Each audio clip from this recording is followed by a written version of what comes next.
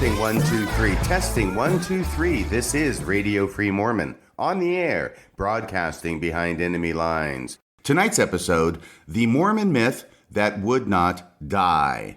Unpaid ministry. As most of you know, I was baptized into the church, the LDS Church, at the age of 18 back in 1978. At that time, I learned a lot of very, very flattering things about the LDS Church, how great it was, how true it was, and how it really, really was a restoration of the gospel and the church that Jesus Christ established 2,000 years ago. The missionaries who taught me, as well as other friends who were members of the church, enjoyed regaling me with all the different signs of Mormonism that hooked up and matched the church in the New Testament, thus proving that the LDS Church is true. One of those signs was that the LDS Church, so I was told, had no paid ministry. Nobody got paid for volunteering in the church. Nobody got paid for serving in the church. Bishops did not get paid for their service. Stake presidents did not get paid for their service, and so on up the line all the way to the prophet. The prophet did not get paid for his service,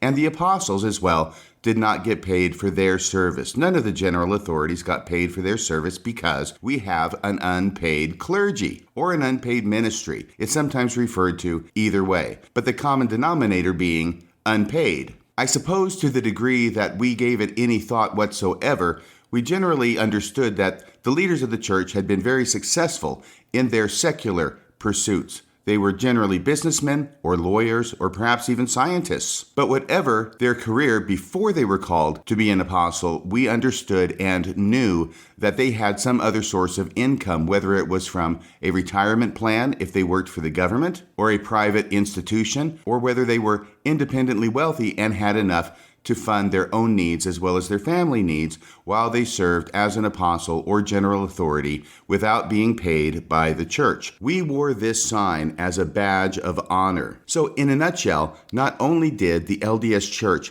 not have any paid ministry as we were taught. Number two, the fact that it was an unpaid ministry was a sign that the church was true. And number three, the LDS Church looked down and made fun of any other minister in another religion who did receive a salary, who was paid. Now, as most of you know, in January of 2017, the LDS world was rocked by the leak of pay stubs and documents showing that, in fact, the apostles were paid. They are paid. They've been paid all along, and they have been paid quite well. And by quite well, I mean probably better than 95% of their membership. At that point, the church went into full apologetic mode, arguing that just because the apostles got paid money, and quite a bit of money, was not a problem after all, because you see, most of the apostles, having been very successful in business, are now actually getting less than they would have if they had pursued their business careers. And on top of that, if you compare the apostles as leaders of a worldwide corporation, which they are, and compare that with similarly situated leaders of worldwide corporations, they actually don't make as much as these other leaders of worldwide corporations, and therefore,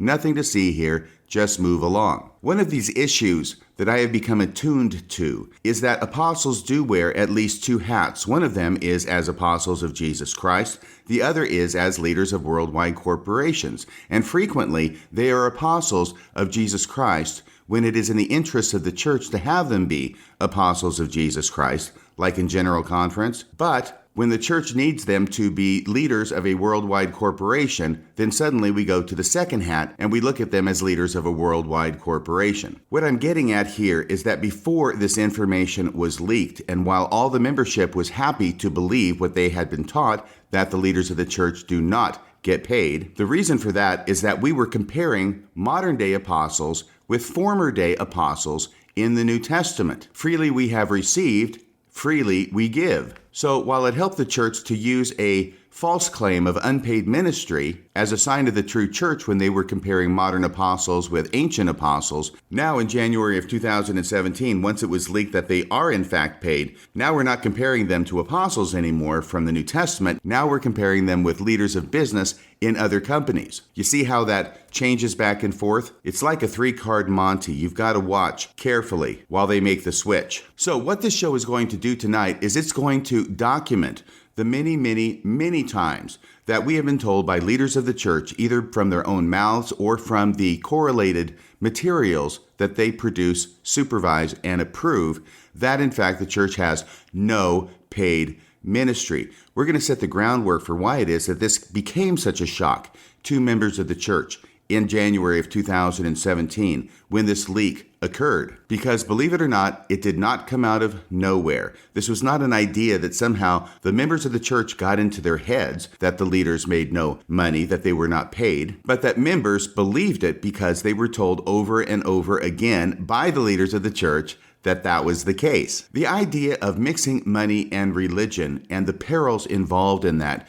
go way back. And when I say way back, I mean 2,000 years. There is a collection of books called the Apostolic Fathers. The idea behind these books is that these books were allegedly written by the second generation of Christians, whereas the first generation of Christians, their writings are supposed to be represented in the New Testament. This collection is written by the second generation, those who were taught by the first generation. So, of course, it's an incredibly valuable collection of documents. And one of these documents is called The Teachings of the 12 Apostles. In Greek, it's called the Didache. And this book from the Apostolic Fathers is unusual in that it dates back perhaps as early as the end of the first century. Possibly the beginning of the second century is where scholars tend to peg the authorship of this book, The Teachings of the 12 Apostles, which makes it really interesting because it is possible that this book, the Didache, was actually written prior to the Gospel of John. So its authorship may predate books that are in the New Testament. The Didache is in large part a rule book of how the church is to be run, how the ordinances are to be performed, what behaviors are and are not acceptable. So in some ways, it resembles most closely in the Latter-day Saint scriptures, section 20, the Articles and Covenants of the Church, in the Doctrine and Covenants. If you're going to run a church, at some point, somebody's going to write a rule book. But as I say, this is a very early rule book. And one of the things that was of concern to them was people going around claiming to be prophets, but wanting to be paid for the privilege. This is from chapter 11 in the Didache. But act toward the apostles and prophets as the gospel decrees. Let every apostle who comes to you be welcomed as the Lord. But he should not remain more than a day.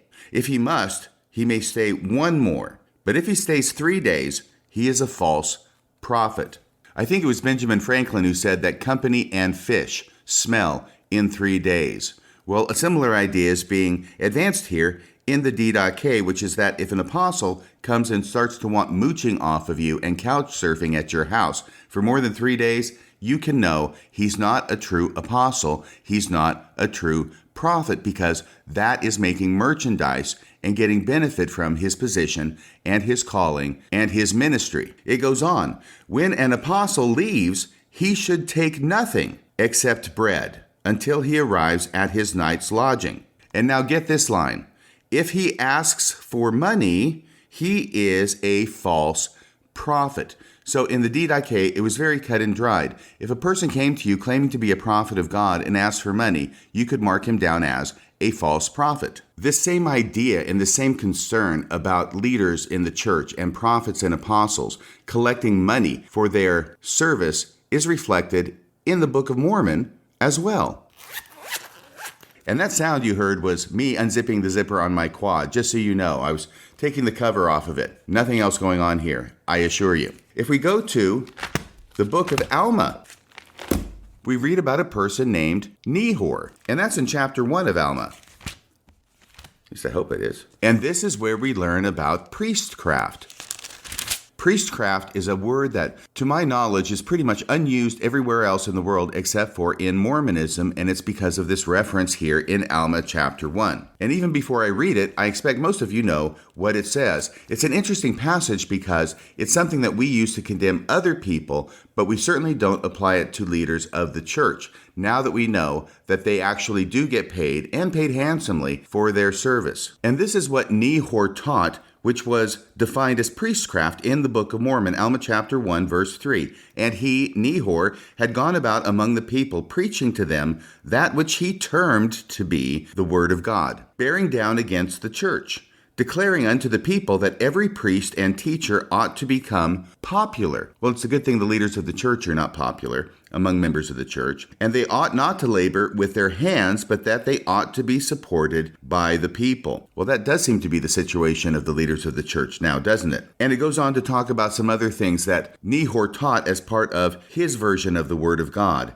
And in verse 5 it says, "And it came to pass that he did teach these things so much that many did believe on his words, even so many that they began to support him and give him money. And he began to be lifted up in the pride of his heart, and to wear very costly apparel, yea, and even began to establish a church after the manner of his preaching." Then there's the account of Nehor running up into Gideon. They have a fight. Gideon loses and dies, and Nehor is now brought before Alma, the chief judge, to be judged according to his crime of killing Gideon. "And it came to pass that he stood before Alma and pleaded for himself with much boldness." That's verse 11. "But Alma said unto him, Behold, this is the first time that priestcraft," there's that word, the P word, "priestcraft has been introduced among this people. And behold, thou art not only guilty of priestcraft, but hast endeavored to enforce it by the sword. And were priestcraft to be enforced among this people,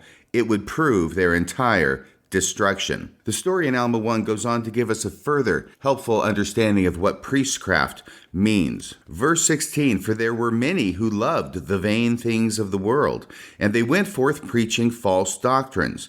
And this they did for the sake of riches and honor." But Alma chapter 1 doesn't just tell us that priestcraft, or preaching the word of God, or what you think is the word of God, for riches and honor is bad and called priestcraft. It also gives us the counterexample of how it is that the Book of Mormon author thought things should be run. And the way they should be run there is that the leaders of the church should not make any money. They should not be paid by their followers. Instead, they should work at their own job, just like their followers do. And we can find that in Alma chapter 1, verse 26. "And when the priests left their labor to impart the word of God unto the people also left their labors to hear the word of God. And when the priest had imparted unto them the word of God, they all returned again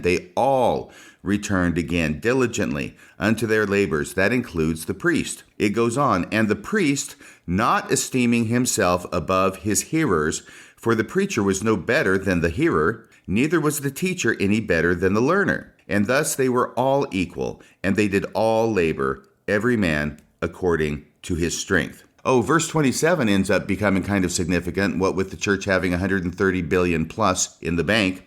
Verse 27, "And they did impart of their substance, every man according to that which he had, to the poor and the needy and the sick and the afflicted, and they did not wear costly apparel, yet they were neat and comely." Well, that is certainly a warning shot across the bow from the Book of Mormon to the leaders of the LDS Church today, though it doesn't seem that they're paying any attention to what the Book of Mormon has to say in this regard, at least not as it applies to themselves. Now, when I joined the church, there were a number of great speakers in the church. There don't seem to be so many today. Back in the late 70s, early 80s, we had Paul H. Dunn, who was a wonderful speaker, even though his relationship with the truth was somewhat ambiguous. There was Vaughn J. Featherstone, another great speaker. There was Hartman Rector Jr., a fantastic speaker. There was also Carlos Acey. So there were a number of great speakers in the LDS Church. These were all general authorities.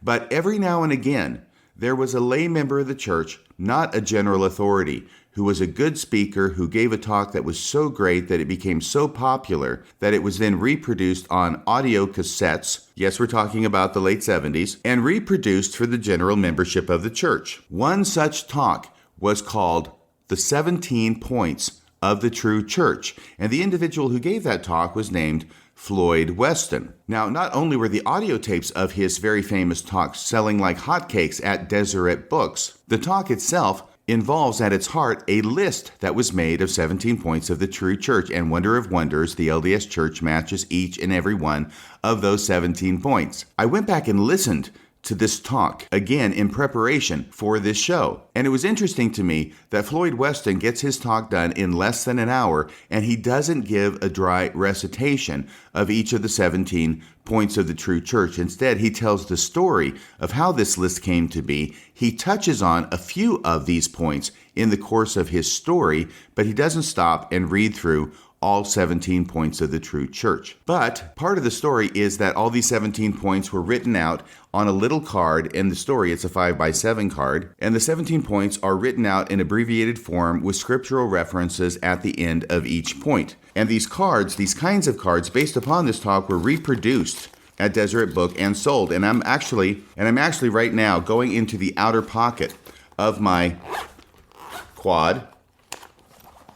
And by the quad, I mean the carrying case I have for my quad. There's an outer pocket on top. I've got a bunch of documents that are stuck in here so that I could be ready for any occasion, see? So I've got lots of notes for different classes. Back when I taught Gospel Essentials class. And I think I have in here, yes I do, here it is. It's a little blue card. It's smaller than 5x7. It's smaller than 3x7. But I think that's mainly because they're able to type smaller on this card. And on one side, it has a nice cursive writing, 17 points of the true church. You turn it over, and there it is. And I'm actually going to have to get my specs on to read this because it's so small. But here it starts with 17 points of the true church, and then it goes down this one side of the card, 1 through 17. And let me go ahead and read these very quickly, even though the one that we're going to focus on is number 6. Number 1, Christ organized the church. Number 2, the true church must bear the name of Jesus Christ. Number 3, the true church must have a foundation of apostles and prophets. Number 4, the true church must have the same organization as Christ's church. Number 5, the true church must claim divine authority. Number 6, are you ready for it? Number 6 with a bullet.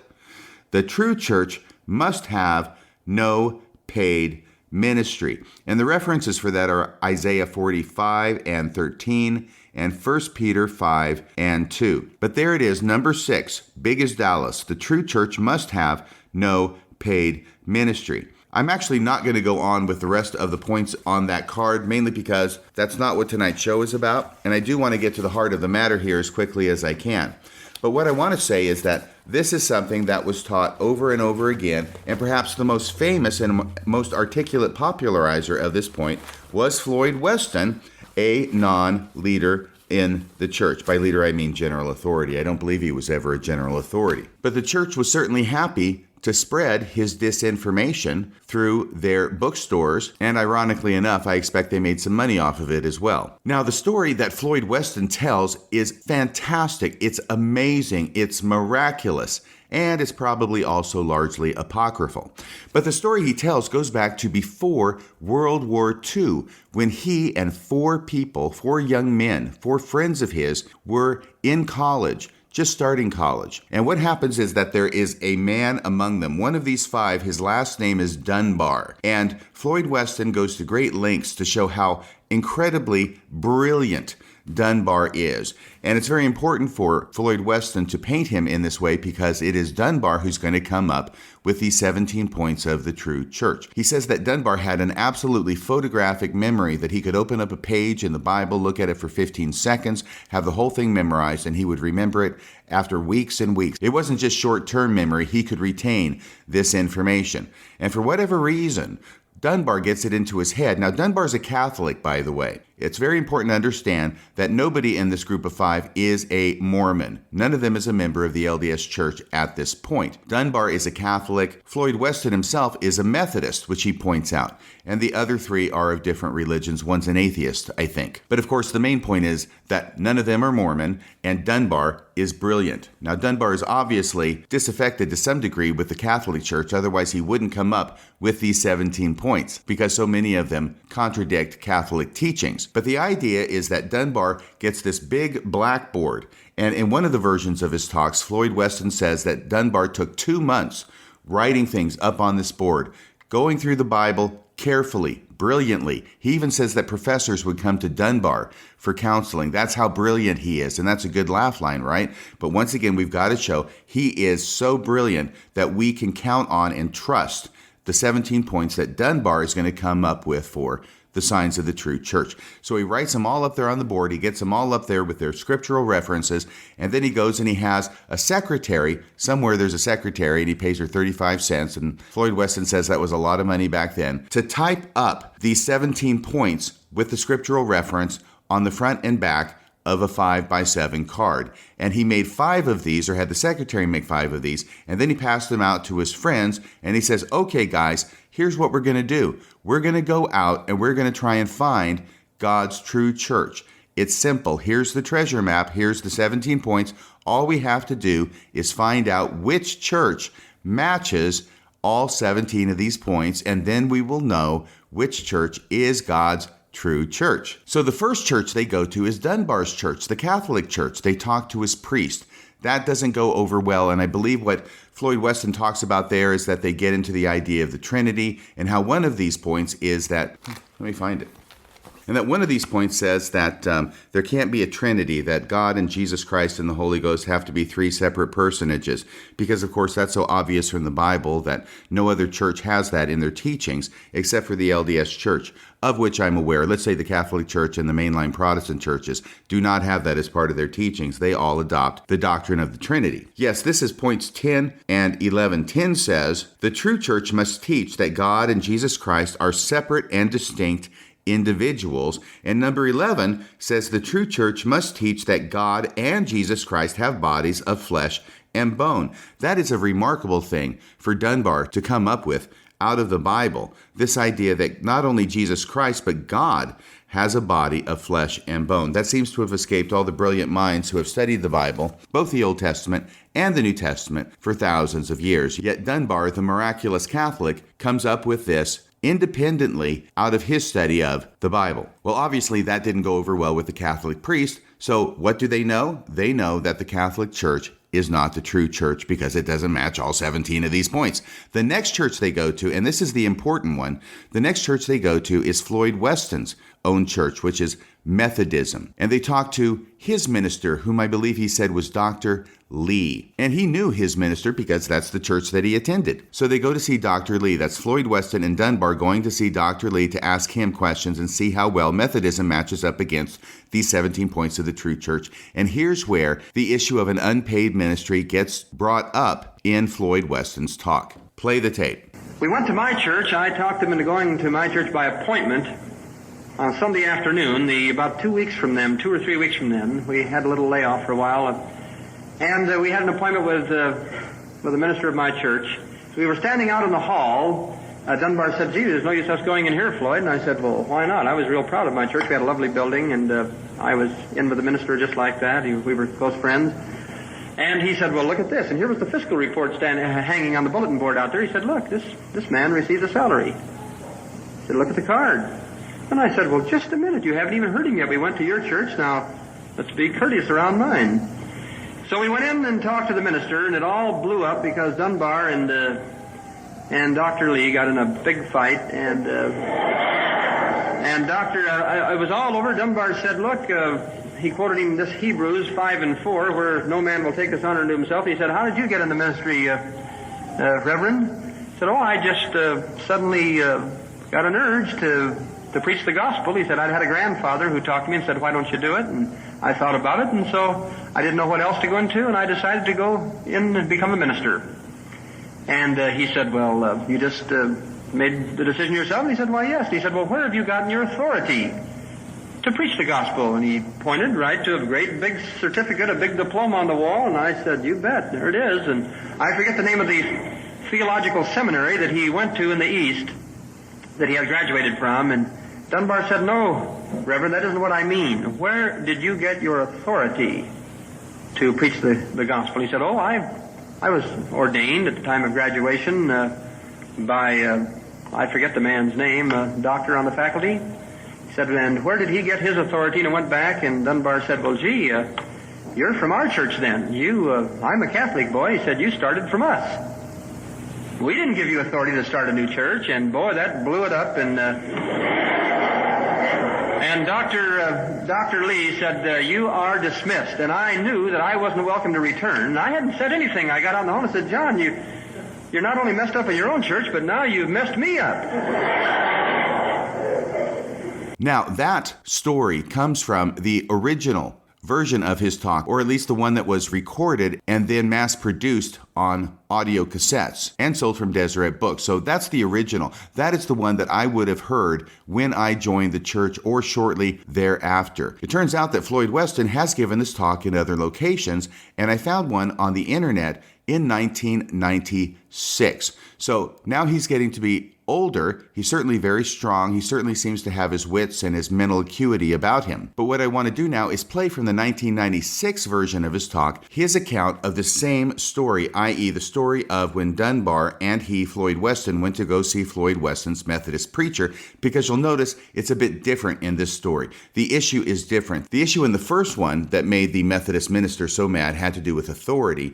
But in 1996, when Floyd Weston tells a story, the issue that's going to make the Methodist minister so mad is not authority, it's about a paid ministry. Play the tape. Then we got to the next subject, which there would not be a paid ministry. There were no hirelings allowed at his flock. Men should not preach for filthy lucre, and we got dismissed very rudely. Get out of here. And Floyd, I'm surprised at you running around with a bunch of roustabouts like these. But they were the finest young men in our city. I remember going down the hall saying, "John, thanks a million. This used to be my church." My minister was staring at me, and I knew what was going to happen. He was going to call my mother, and he did. And my mother was a devout Methodist lady, and I really had a stern discussion that night. Well, now, I know this is a complicated story, and I'm not saying that Floyd Weston is lying about this. I'm just saying that it appears that in his presentation of the story, there is some degree of fluidity in what discussion happens with which minister. It seems to be more important to be getting these points out to the audience, the points of the true church, than it is to be consistent in saying which issue happened with which religious minister. But for purposes of this podcast, that is the point I'm making, how it is that he cemented this idea in the minds of thousands and thousands of Latter-day Saints that an unpaid ministry is a sign of the true church. And not only that, but if you are a paid minister, a full-time minister who gets paid, that immediately disqualifies you as being a minister for the true church, because leaders of the true church do not get paid. Now, let me close out this story of the 17 points of the true church, because you may remember that these 5 young men go their separate ways. World War II breaks out. Some of them go and serve in the military. They lose track of each other, but all of them, and I think the most miraculous part of the story may be this, all of them seem to hold on to this 5x7 card with the 17 points typed on it for them by the secretary that Dunbar paid. So they're in war, they're out parachuting, they're out doing all sorts of things, but none of them loses their card. That's very important because a number of years later, and completely independently of each other, all 5 of these young men end up joining the LDS Church by using the 17 points on this card, because it is only the LDS Church that matches all 17 points of this card. I should modify that a bit. One of the 5 was killed in action in World War II, so it's only 4 of them who end up joining the church because of this card. I'm sure the 5th one would have too if he had had the chance. So it's a wonderful story. It's a faith-affirming story. This is one of the reasons it was so popular, because what are the odds that that would happen? Well, the odds are so minuscule that it must be a miracle. Or if it's not a miracle, it must be made up. But regardless of whether it happened or not, it was hugely popular and cemented in the public consciousness the idea that there's an unpaid ministry in the church. But where did Floyd Weston get this idea? Well, he didn't make it up, and neither did Dunbar. This is something that the LDS Church has been teaching for decades. And we are going to go back as far as 1965, because that's the furthest back I could go to get some audio from a church leader declaring that the church has no paid ministry. This is from somebody you may have heard of. It's Boyd K. Packer. March 23rd, 1965 is the date. He's giving a speech at BYU called Follow the Brethren. This speech is reprinted in September 1979 Ensign magazine. You can find it there. And I snooped around and I found on the BYU Speeches website an actual audio recording of this speech. And here's the quote from Boyd K. Packer, a very youthful, vibrant sounding Boyd K. Packer. Weren't we all more youthful in 1965? I know I was. I was 5 years old. I had just turned 5 years old on March 23rd. Okay, so here it is. Here's the quote. In the Church of Jesus Christ of Latter-day Saints, there is no paid ministry, no professional clergy, as is common in other churches. So you can see that when Boyd K. Packer says this, he is making no exceptions. It is a blanket absolute statement. In the Church of Jesus Christ of Latter-day Saints, there is no paid ministry. None. Nada. There's nobody in the church who's a minister who gets paid. And he goes on to drive his point home by saying, and there's no professional clergy. No paid ministry, no professional clergy, as is common in other churches. So once again, you see that the LDS church leaders get the benefit of the purity of motive for not being paid. And at the same time, and in the same sentence, Boyd K. Packer can slam other ministers in other churches because they do get paid. The next quote number 2, comes from 1975. And this is Elder Bruce R. McConkie in April 1975 General Conference from his talk, Obedience, Consecration, and Sacrifice. Here's what Elder McConkie has to say on the subject. And the fact that faithful members of the church do all these things is one of the great evidences of the divinity of the work. Where else do the generality of the members of any church pay a full tithing? Where is there a people whose congregations have 1 and 2 and 3% of their number out in volunteer, self-supporting missionary work at all times? Where does any people as a whole build temples or operate welfare projects as we do? And where is there so much unpaid teaching and church administration? In the true church, we neither preach for hire nor divine for money. We follow the pattern of Paul and make the gospel of Christ without charge, lest we abuse or misuse the power the Lord has given us. Freely we have received and freely we give, for salvation is free.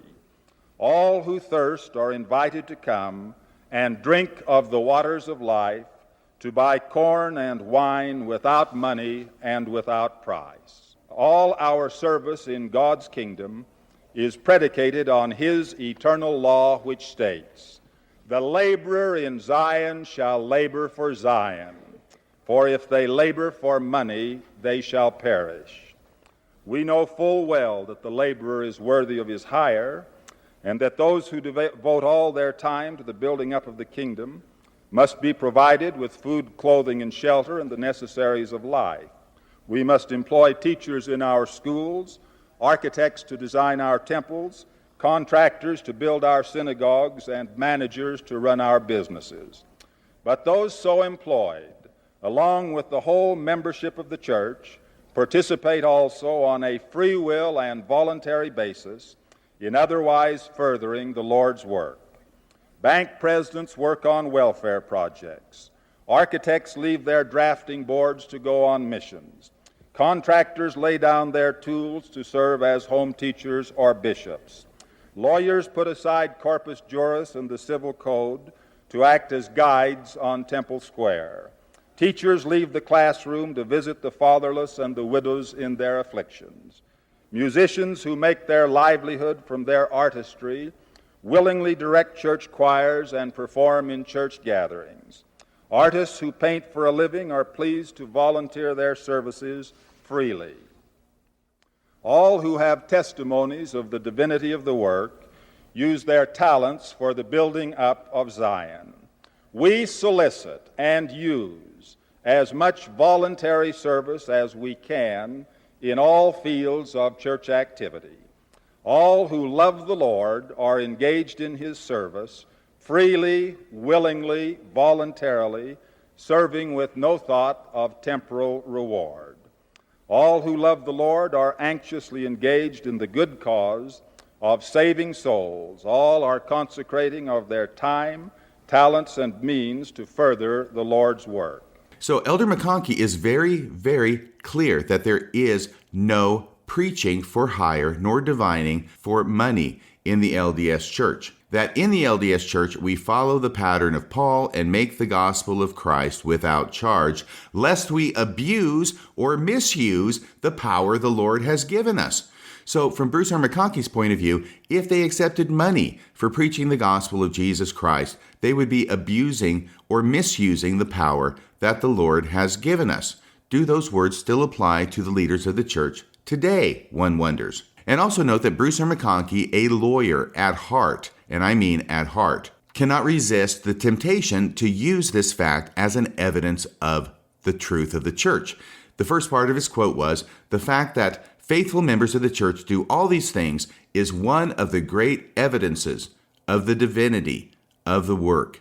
Where else is there so much unpaid teaching and church administration?" So Grierson McConkie uses this as an evidence of the truth of the church, just like Floyd Weston does, and he makes it clear that for leaders of the church to get paid for preaching the gospel of Christ, they would be abusing or misusing the power the Lord has given to them. The next quote is 2 years later in 1977. This is from the New Era magazine. Now, the New Era was a magazine for young people in the church. This is 1977, March edition. It's under the question and answers section, and it's talking about the lifestyle change that's experienced by new converts. Of course, when you become a new convert, which I was about to do the following year after this was published in 1977, there are a lot of changes you've got to make to bring your line into order and into alignment with the teachings of the church and the commandments of the Lord. And in talking about that subject, this article says, but another reason for this change, the change in the lifestyle of new members of the church, right? But another reason for this change is their involvement in church activities. Inasmuch as there is no paid ministry in the church, service opportunities are available to men, women, and children of all ages. So it's talking about how it is that service opportunities are available to everybody. You're supposed to serve in the church. That's one of the big changes in lifestyle when you join the church. But it predicates it upon this absolutist statement that inasmuch as there is no paid ministry in the church. So once again, very clear, no paid ministry. So when leaders of the church and their official publications, such as the New Era, tell members of the church that there is no paid ministry in the church, are we supposed to blame the members of the church for believing that the leaders of the church don't get paid? Quotation number 4 comes from the same year, 1977. This is from the Ensign magazine in 1977. It's part of a fictional story. It's under a section called Mirthright, which is a play on birthright. So these are supposed to be humorous stories published in the Ensign magazine as a special feature. And as part of this fictional story being told, the basis for the action is that the church doesn't have any paid ministry. And so here's the quote from this story.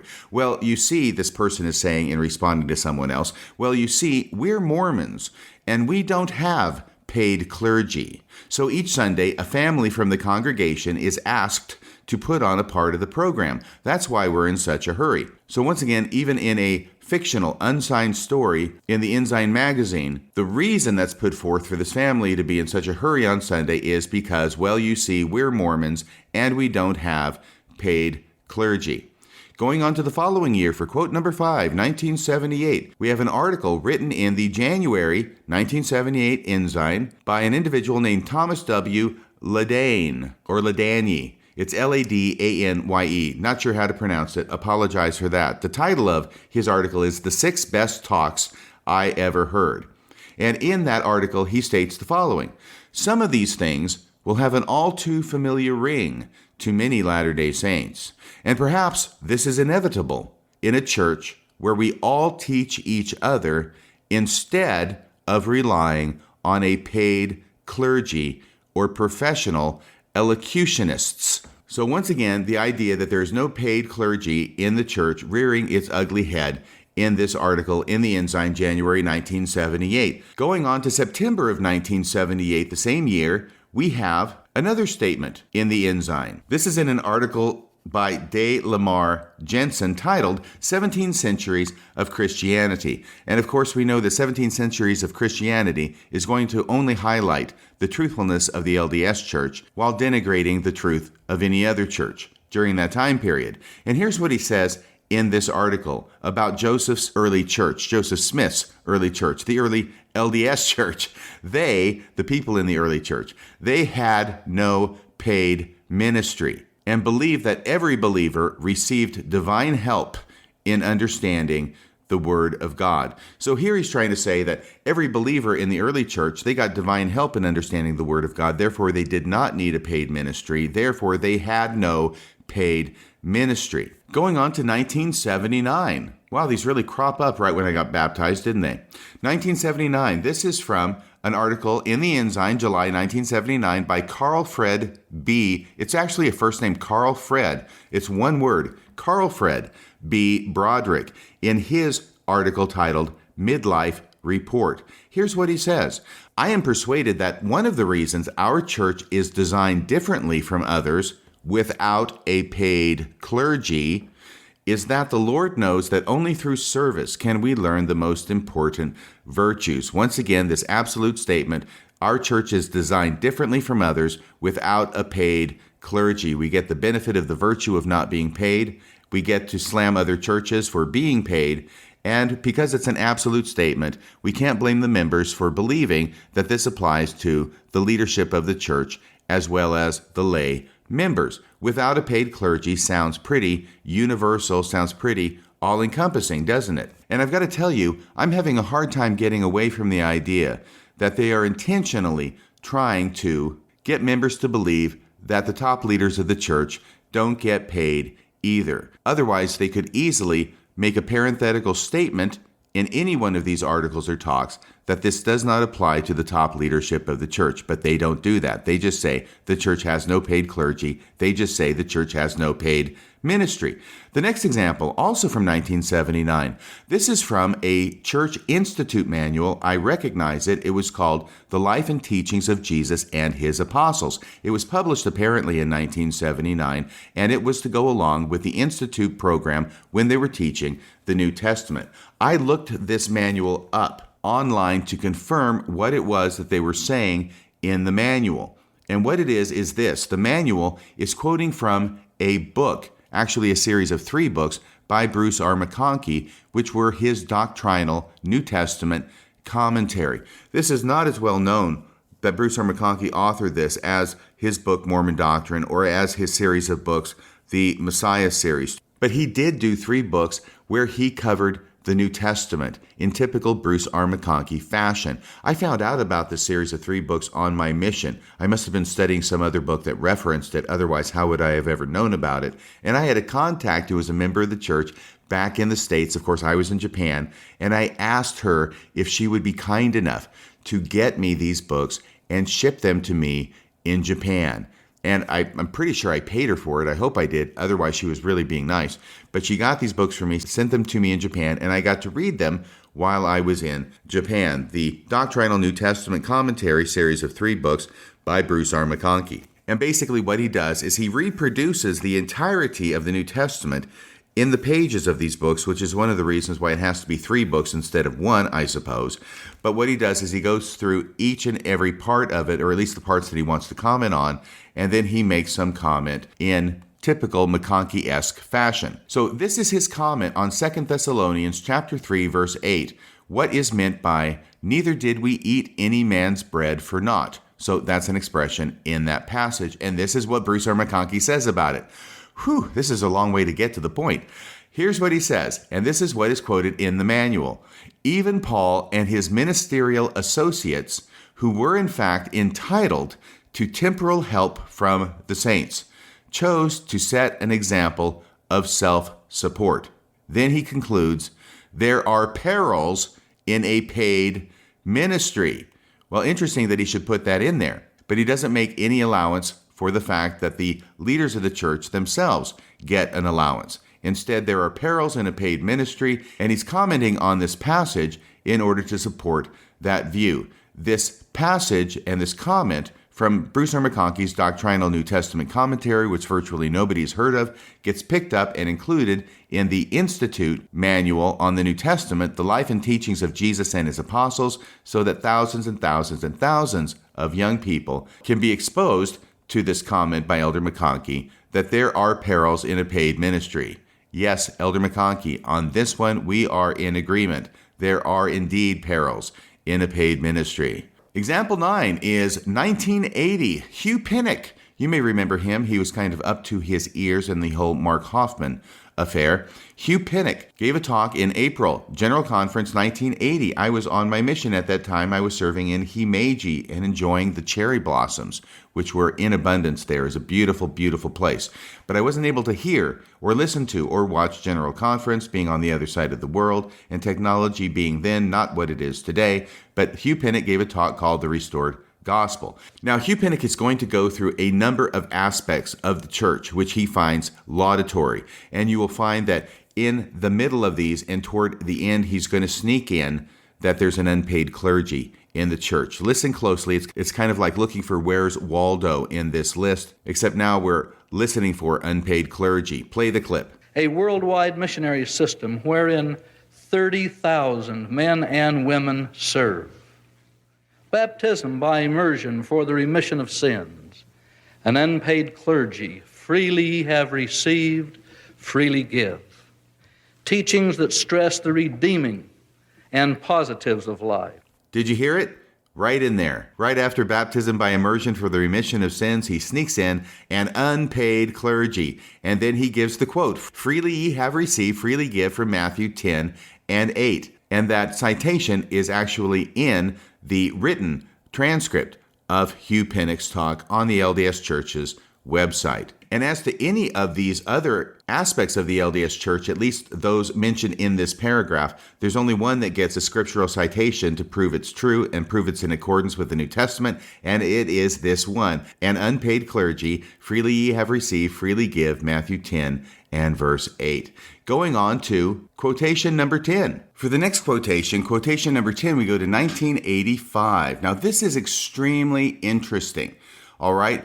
We have two quotations from the General Conference in October of 1985. And the first one I want to talk about is Gordon B. Hinckley, who was speaking in the priesthood session at the end of the priesthood session because he was the acting president of the church at the time, by which I mean he was in the first presidency as a counselor, but basically carrying the full load. And this statement is remarkable in that he actually does mention that there is an allowance that leaders of the church are paid. So this is a quote that comes in on the other side of the column and is frequently mentioned by apologists to argue that the church has not been secretive about the fact that the leaders of the church are paid. Just taking these first 10 quotes from 1965, I think we can see where it is the members got that idea, and this simply becomes a counterexample. Now, a few things I have to mention is that, yes, number one, this was given in priesthood session. It's not attended by women.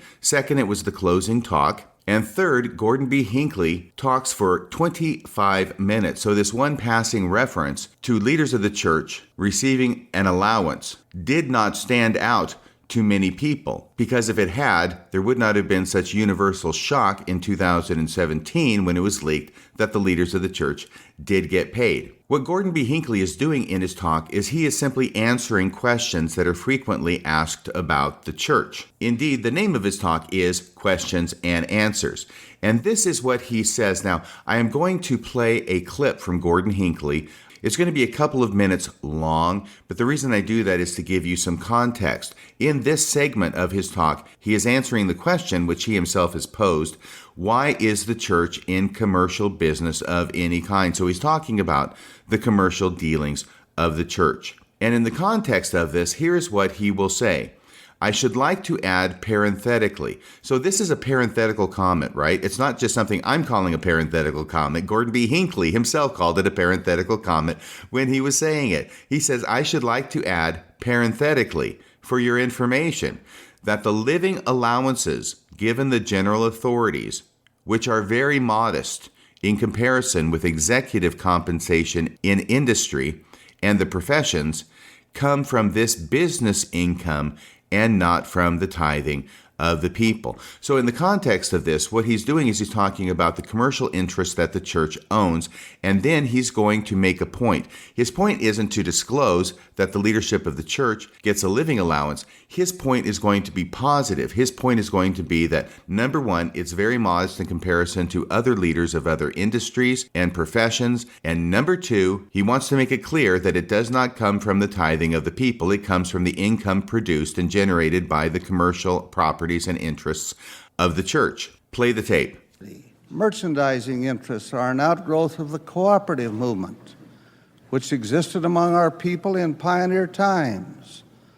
The church has maintained certain real estate holdings, particularly those contiguous to Temple Square, to help preserve the beauty and the integrity of the core of this city. All of these commercial properties are tax-paying entities. I repeat, the combined income from all of these business interests is relatively small and would not keep the work going for longer than a very brief period. I should like to add parenthetically for your information that the living allowances given the general authorities, which are very modest in comparison with executive compensation in industry and the professions, come from this business income and not from the tithing of the people. So in all fairness, we do have to give credit to Gordon B. Hinckley for even mentioning the fact that there is some kind of an allowance that general authorities receive. He doesn't say how much it is. He says it's very modest, at least in comparison with other executive compensations. And he wants to make it clear it doesn't come from the tithing of the church. It comes from the business interests of the church, as if there would be any business interests of the church without the tithing in the first place. But setting that point aside, let's give him credit for saying this. However, I do think that sometimes the truth comes out inadvertently when we're trying to make a positive point. In other words, I don't know that Gordon B. Hinckley would have mentioned this if he weren't talking about the commercial business of the church. And he brings it up only to show that really what the general authorities make is very modest in comparison to what other executives make in other industries and professions. And he wants to underscore the fact that it doesn't come from the tithing of the members of the church. That's very important for him to make that distinction. He wants his audience to know that. The problem is that in order to make those positive points about the church, he has to tip his hand and disclose the fact that, yes, the general authorities do get a living allowance. Now, by the way, this was given in 1985, and it is my understanding that prior to 1996, different general authorities and apostles were allowed to sit on boards of corporations owned by the church in order to be paid this living allowance. It's actually payment for sitting on a corporate board, but that it was in 1996 that changed and the church reorganized things such that they don't have members of the Quorum of the 12 sitting on different corporate boards. Instead, they simply pay them a salary, what they call an allowance, what they call a stipend, but it's money, whatever you call it. And it's actually a rather large amount of money, as we will get to. So what I'm saying is that when Gordon B. Hinckley is saying this in 1985, he's not talking about the allowance that's being paid to the leaders of the church. He must be talking about something else, because that living allowance was not created, at least not in the way it is today, until 1996, or in other words, 11 years after he gave this talk in General Conference. Now, the other thing that's fascinating about this talk in General Conference is that in the same General Conference, October 1985, just hours before Gordon B. Hinckley says this one line embedded in a 25-minute talk, another general authority plays the same old trope that there is no paid ministry in the church. This is Elder Derek A. Cuthbert, and you may remember him. He was from England. He has a wonderful English accent. He absolutely powers through his talk because he's got so much to say in so little time. And here's what he says in the Saturday afternoon session of General Conference, October 1985. Play the tape. Question number 6. How does your church care for you and fulfill your needs in addition to your word of wisdom? Over the years of my membership in the Church of Jesus Christ of Latter-day Saints, I have greatly appreciated the opportunities for service, for there is no paid ministry. Every worthy male member of the church above the age of 12 may hold an office in the priesthood. Similarly, the girls and women of the church receive many assignments to lead and teach and serve. Now, this has got to have you scratching your head. How is it that a general authority in General Conference in the Saturday afternoon session of October 1985 can say point blank that there is no paid ministry in the Church of Jesus Christ of Latter-day Saints, And then mere hours later in the priesthood session that same day, how is it that Elder Gordon B. Hinckley can say that the living allowances that are given the general authorities are very modest and that they come from the business income and not from the tithing of the people? Something is not computing there. Either these people are on completely different pages. Either Gordon B. Hinckley is saying one thing and Derek Cuthbert is saying the exact opposite, or there is something going on in their heads where they know, obviously they know, I expect Derek Cuthbert is receiving this allowance even as he's giving this talk in October of 1985. They know that the general authorities are receiving living allowances, and yet they frame the issue and define the issue in some clever way in their head such that they feel justified in stating that there is no paid ministry in the church. And as I said, I know that apologists such as those at Fair Mormon like to focus on Gordon B. Hinckley's statement in 1985 General Conference.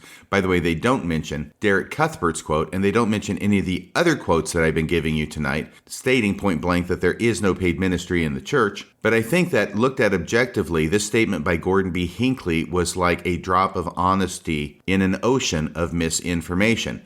And perhaps not surprisingly, this drop of honesty and transparency was not picked up on by the general membership of the church, who continue to believe that the leadership of the church does not get paid. Why? Because they keep telling us over and over there's no paid ministry in the LDS Church.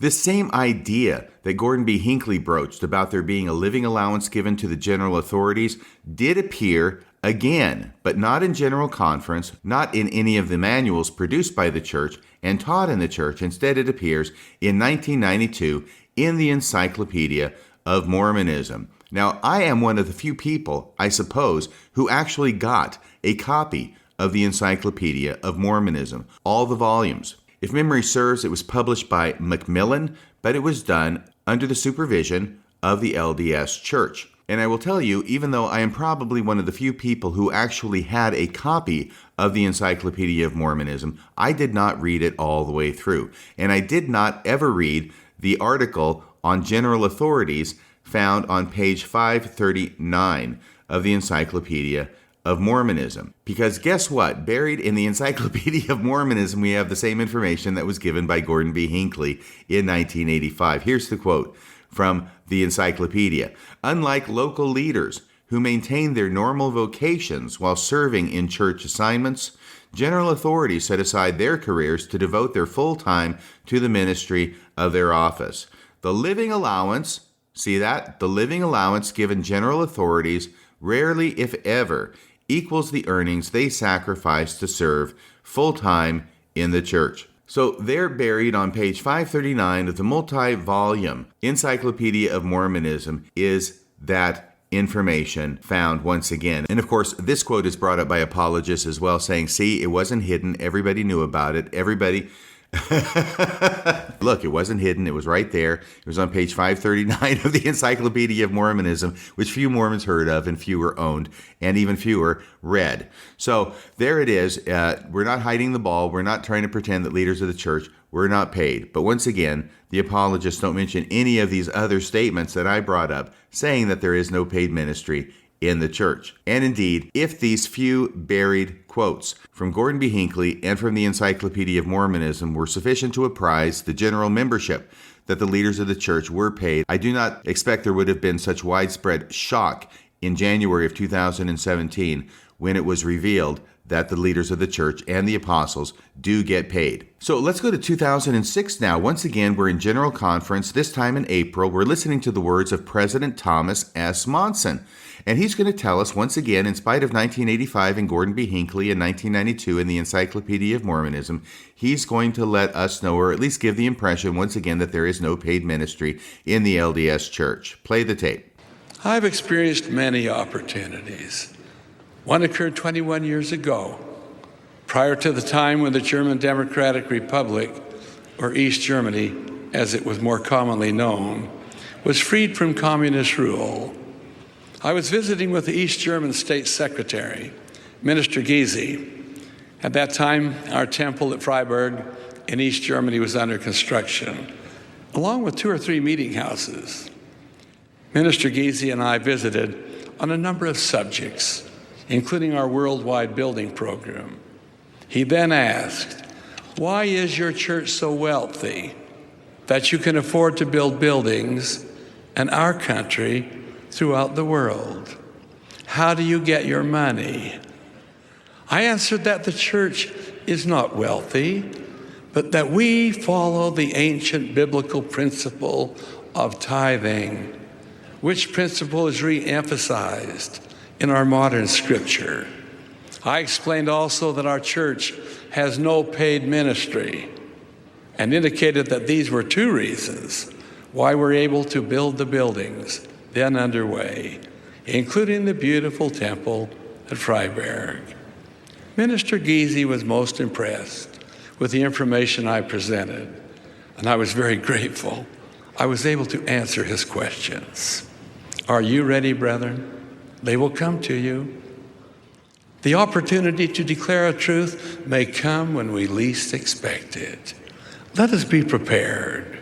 So here President Monson is talking about meeting with a German official back in the 80s when he's trying to get that temple built in East Germany, in Freiberg, East Germany. That was a big deal because at that time it was behind the Iron Curtain. And he's talking about speaking with a German authority, a government authority. And he says, quote, "I explained also that our church has no paid ministry, period, end of story," and indicated that these were two reasons why we were able to build the buildings then underway. Why? Because we have no paid ministry, therefore we can save all this money that we would be paying on ministry and devote it to buildings. At no point does President Monson explain that when he says our church has no paid ministry, he's excluding from that blanket statement the top leadership of the church, including himself, by the way. Remember, this is now 2006. So he is receiving this allowance. He's being paid. He knows he's being paid. He gets his paycheck every month or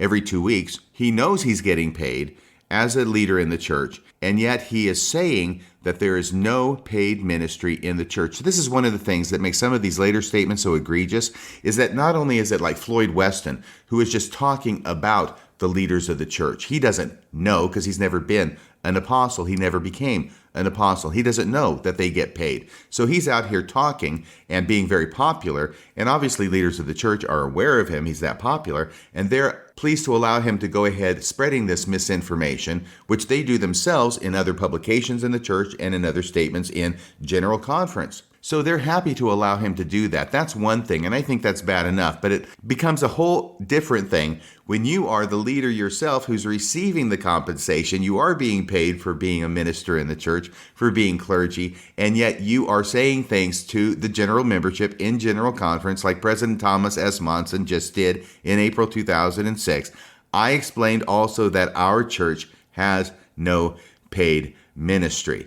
Okay, that's difficult for me to square. When a person who has absolute knowledge because they are a leader of the church, that leaders of the church do get paid, to still be preaching the false message that there is no paid ministry in the church. So that was quote number 13, if you're keeping track. Quote number 14 comes from Elder Ballard in October 2006 General Conference. So this is the same year as President Thomas S. Monson and his quote, but that was from April 2006 General Conference. In the following General Conference in October, Elder Ballard is going to hit the same note and teach the same idea. Now, one of the ways this teaching is described is not just to say there's no paid ministry in the church, but to say that there is a lay ministry in the church. Now, a lay ministry, of course, means that you've got your basic members being the ministers. They don't get paid. It's a lay ministry. That's the opposite of a professional clergy or a professional ministry. And here's what he says about the Lord and how the Lord, in his infinite wisdom, designed his church. Play the tape.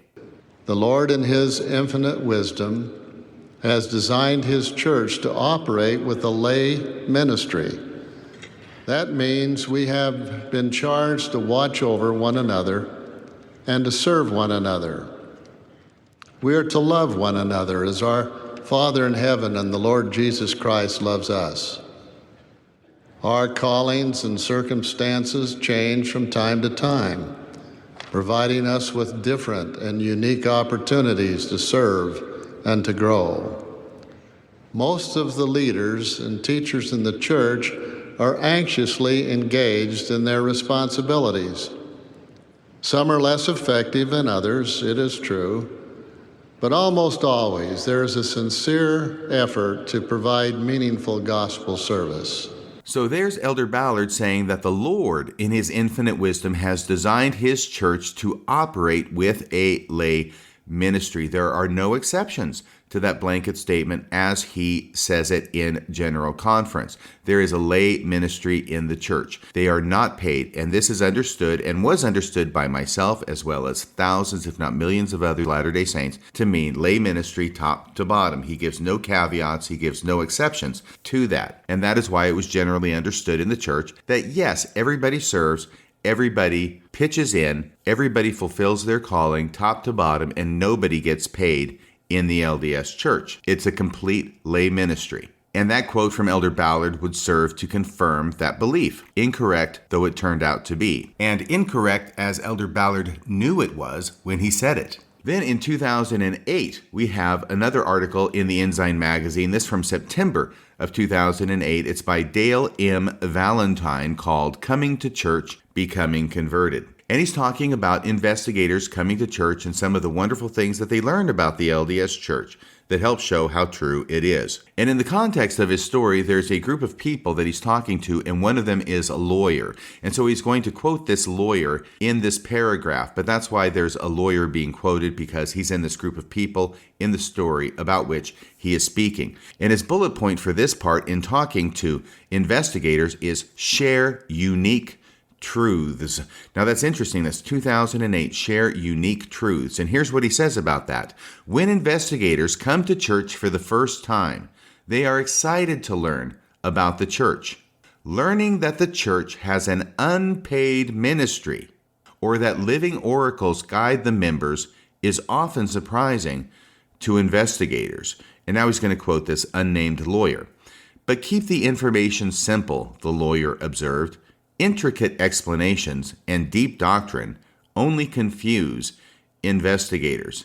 Well, I can only guess as to what he's talking about there, but it's very clear that what is being said here is that investigators come to church for the first time and they are very excited to learn that the church has an unpaid ministry. Well, I know I was excited to learn that the church had an unpaid ministry because what that means is you're doing it because you believe it. You're not doing it to get paid. There is no monetary benefit to you for being a member of the church. High or low, you're doing it because you know and believe it is true and the right thing to do. So there's quote number 15 from 2008 about the church having an unpaid ministry. Now we go to the next quote, which is from 2009. It is found on the LDS Church's website in the Newsroom blog. It's under date of September 3rd, 2009. It's posted by Doug Anderson. The title is The Church's Unpaid Clergy. That's the title of the article in the 2009 Newsroom blog. The Church's Unpaid Clergy. Okay, so that's in big type. That's the headline. It couldn't be more strongly put. Here's what appears in part underneath that headline. Personal sacrifice is vital to the religious faith of members of the Church of Jesus Christ of Latter-day Saints. Members volunteer their time to serve in various positions in tens of thousands of congregations throughout the world. Their service is critical at the local level, because the church has no full-time paid clergy. That is a remarkable statement because it's absolutely untrue. This is 2009. This is 10 years after the church has reorganized things and been paying the leadership of their church an annual salary. And yet it was put up on the church's own website, on the Newsroom blog, under the title The Church's Unpaid Clergy, that the church has, and this is a quote, the church has no full-time paid clergy, period, end of quote. You might want to remember that quote because later on when it is leaked in 2017 that the church does in fact have a full-time paid clergy, that's one of the excuses that is made, that they are paid because they are full-time. And yet notice here and remember, in 2009, the church has no full-time paid clergy. I'm reading it right here off the screen. Let's go to the next quote in 2011. Once again, the church's own website. Once again, the church's own newsroom blog. This is under the title, The Shreveport Times, Church Leadership Positions, Strictly Volunteer. So what they're doing, I believe, is either synopsizing or replicating an article that was in the Shreveport Times for the church's newsroom blog, and this is on date of February 2nd, 2011, posted by Kim Schoenman. And here's the quote from that article. Leadership and service positions in the Church of Jesus Christ of Latter-day Saints are unpaid. Okay, let me repeat that without the full name of the church, because sometimes it gets in the way of understanding what's being said. Leadership and service positions in the LDS Church are unpaid. Let me take out the service positions. Leadership positions in the LDS Church are unpaid. That's what it says. Leadership positions are unpaid. Is that true? No. Is that what this article says on the church's website? Yes. It goes on. Chosen through prayer and inspiration, these leaders do not aspire to church positions, but respond to callings in a spirit of service. Moving on to 2012, we're back to General Conference. Once again, a speaker that you may have heard of. His name is Dallin H. Oaks, and he gave a talk in April General Conference 2012 titled Sacrifice. And he talks about all the different sacrifices that church members make and how important it is to sacrifice. He gives one line here, which is pertinent to what we're talking about. And here's what he has to say about professionally trained and salaried clergy in the LDS Church. Play the tape. For most followers of Christ, our sacrifices involve what we can do on a day-to-day basis in our ordinary personal lives. In that experience, I know of no group whose members make more sacrifices than Latter-day Saints. Their sacrifices, your sacrifices, my brothers and sisters, stand in contrast to the familiar worldly quest for personal fulfillment.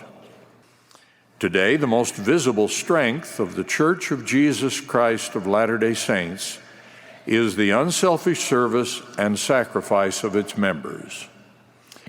Prior to the dedication of one of our temples, a Christian minister asked President Gordon B. Hinckley why it did not contain any representation of the cross, the most common symbol of the Christian faith. President Hinckley replied that the symbols of our Christian faith are the lives of our people.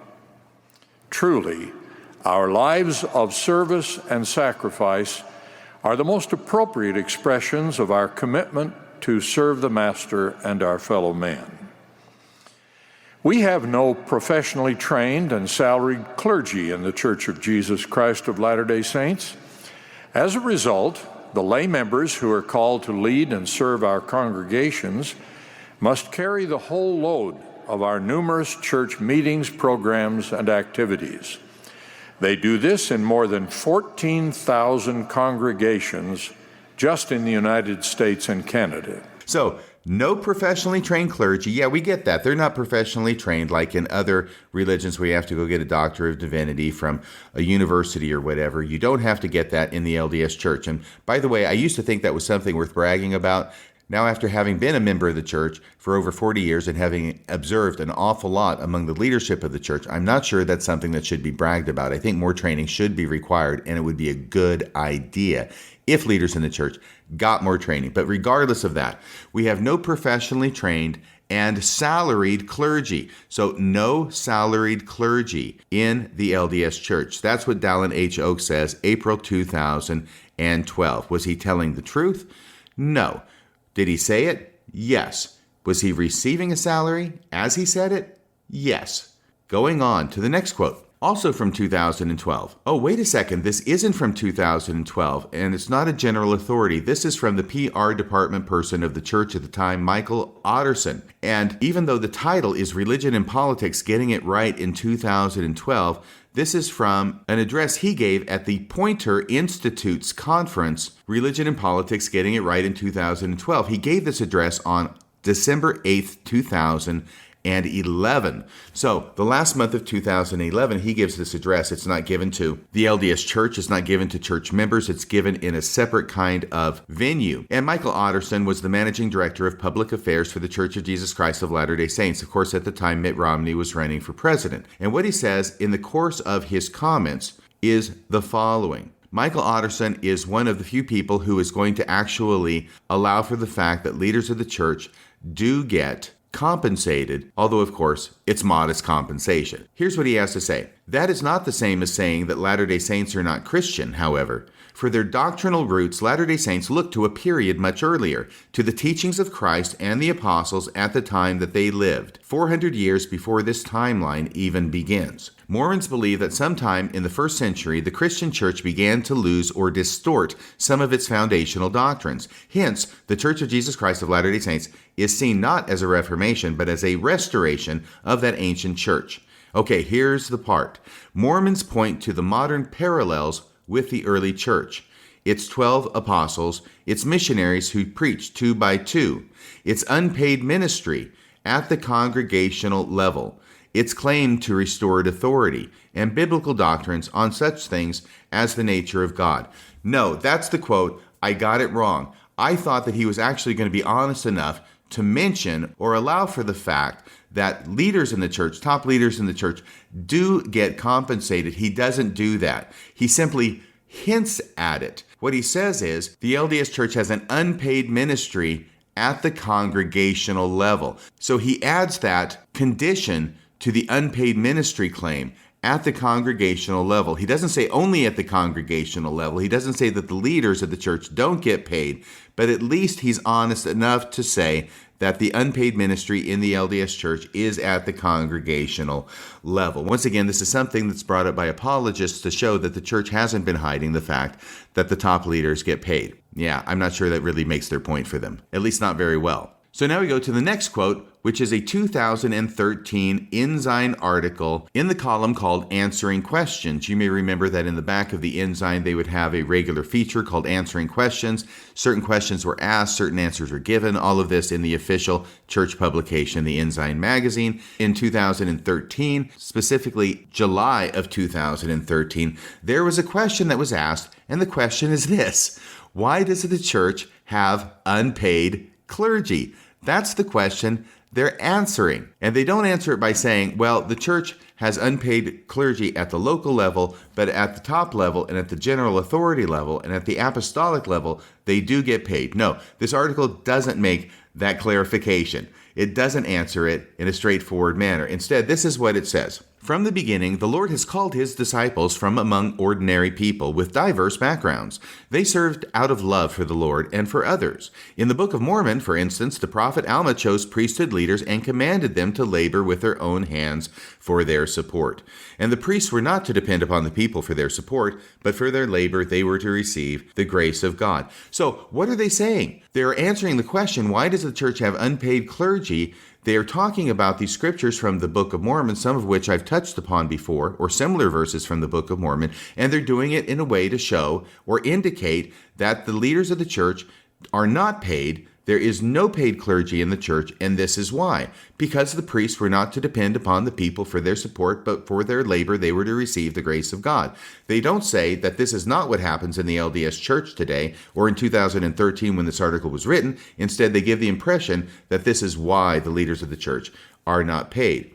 And in fact, when we find out that the leaders of the church are paid, we see them to be in direct contradiction to the teachings of the Book of Mormon that serves as the foundation for the entire church. Ironic, n'est-ce pas? This article concludes by saying, likewise, in our day, a call to serve gives us the opportunity to help others and to develop and share our talents and spiritual gifts. We are amply repaid for our service by blessings from the Lord.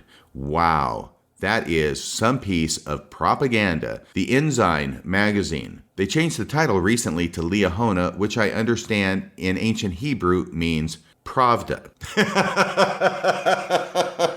Okay, so that's another quote from 2013. Finally, now we get to January 2017. January 2017, the leak is made the proverbial caca hits the fan, and all of a sudden we find out that in spite of all of these past articles, statements, and claims that the LDS Church leadership has no paid ministry, we find out that in fact, they do. Here's the article from January 19th, 2017 from KUTV by Rod Decker and Larry D. Curtis.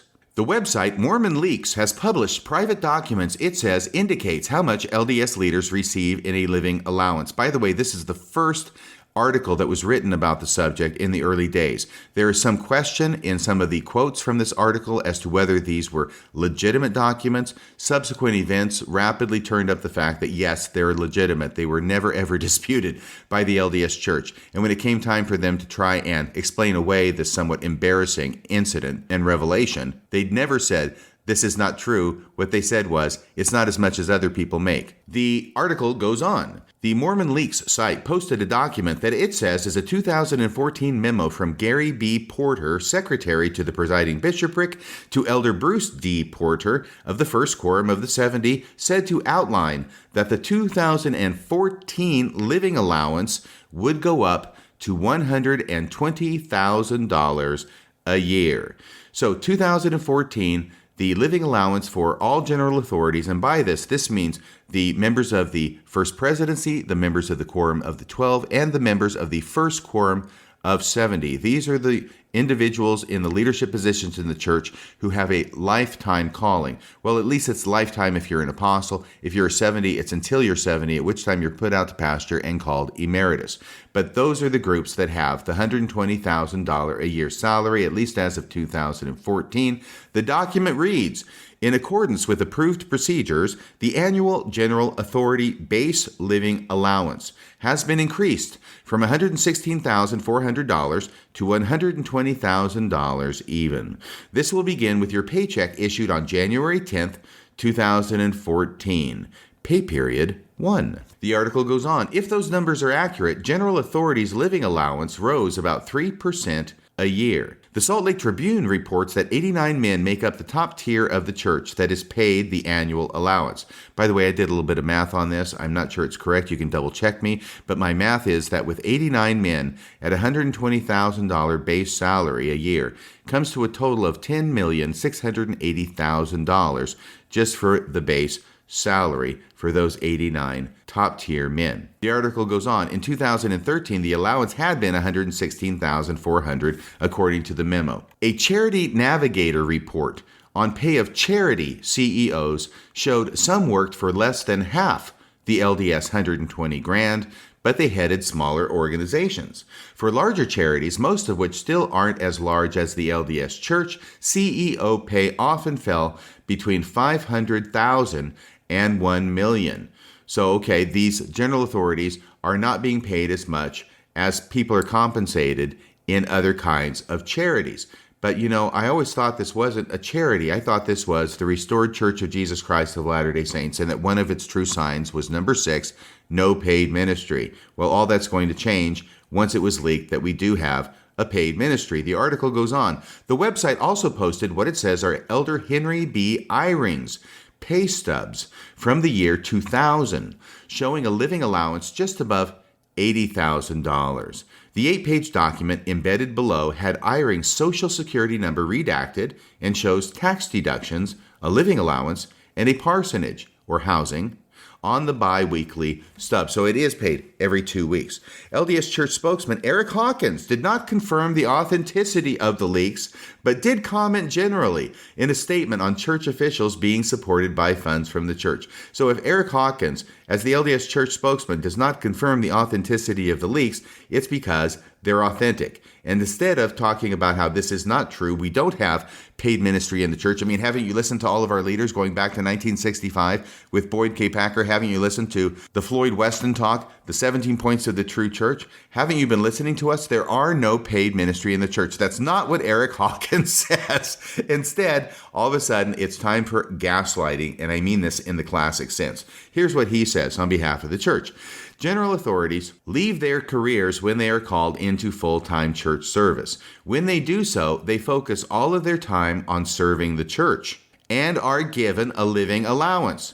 The living allowance is uniform for all general authorities. None of the funds for this living allowance come from the tithing of church members, but instead from proceeds of the church's financial investments. So notice that in 2017, the church, by its spokesman, comes out and admits that church leaders are given a living allowance. He's not going to say how much it is because, you see, that's still private. That's still super secret squirrel stuff. That's why he's not going to confirm the authenticity of the documents, because that would be confirming how much they make. But he does admit that they are given a living allowance, that it's uniform.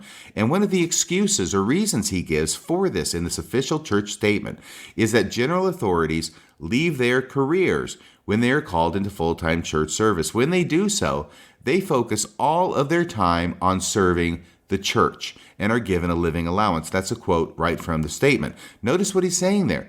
Because they serve the church full-time, they are given a living allowance. Now compare that statement with what appeared on the church's newsroom blog back in 2009. And once again, you can find that there right now. You can find this statement, which absolutely contradicts what Eric Hawkins said in 2017 after the leak. What it said in 2009, the church's unpaid clergy, quote, their service is critical, i.e. members of the church. Their service is critical at the local level because the church has no full-time paid clergy.